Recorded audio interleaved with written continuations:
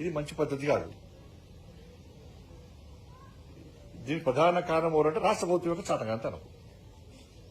ఇప్పుడు మహాటీవీ మీద దాడి చేసినప్పుడు ఈ రాష్ట్ర ప్రభుత్వం కఠినంగా వివరిస్తే, ఆ గుండాలను కఠినంగా శిక్షిస్తే ఈ పరిస్థితులు ఉత్పన్నం కావు. ఎందుకు తీసుకోరంటే వీళ్ళు వాళ్ళు ఒకటే, బీఆర్ఎస్ కాంగ్రెస్ ఒకటే. నువ్వు కొట్టినట్టు నేను ఏడ్చినట్టు చేస్తా అన్నటువంటి ఆలోచనతో వీళ్ళిద్దరు ఉన్నారు. మహాటీవీ మీద దాడి చేసిన నిందితులను మాత్రంగా రిమాండ్ చేసింది, ఏదో కథ బెయిల్ ఇచ్చింది, కథ పంపించేది. బెయిల్ ఇచ్చే ఆస్కారం కావాలని రాష్ట్ర ప్రభుత్వం ఇచ్చింది. ఆ రోజు కఠినంగా వరిస్తే ఇలా ఏబిఎన్ మీద దాడి చేస్తాం అనేవాళ్ళు కాదు. ధైర్యంగా మేము దాడి చేస్తామంటే నేను అడుగుతున్నా, ఇప్పటికే మరి రామచంద్రరావు గారు ఆదేశించారు యువమోర్చాలని.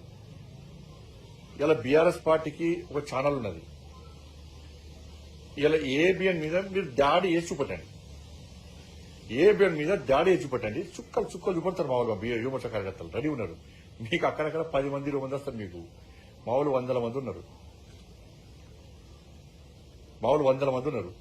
ఏబిఎన్ గారు ఏ ఛానల్ మీద దాడి చేసే ప్రయత్నం చేసినా బీఆర్ఎస్ లకు భారతీయ జనతా పార్టీ చుక్కలు చూపడుతున్న విషయాన్ని బీఆర్ఎస్ పార్టీ గుర్తించారు. నీ గుండాయిజం, నీ అయ్య గుండాయిజం ఈ తెలంగాణ రాష్ట్రం నడువు రాసిపెట్టుకున్నారు. ఇంకా నీ అయ్య జాగిరి, నీ జాగిరి ఉందని చెప్పి ఉవ్విలుడుతున్నారు. ఇంకా అహంకారంతో మాట్లాడుతున్నారు. మొన్న కేసీఆర్ కొడుకులు ఇస్తే బీజేపీ వాడు, కాంగ్రెస్ వాడు, కాంగ్రెస్ వాడు పడతారు, మీరు వాళ్ళు ఒక్కడిగా పడతారు.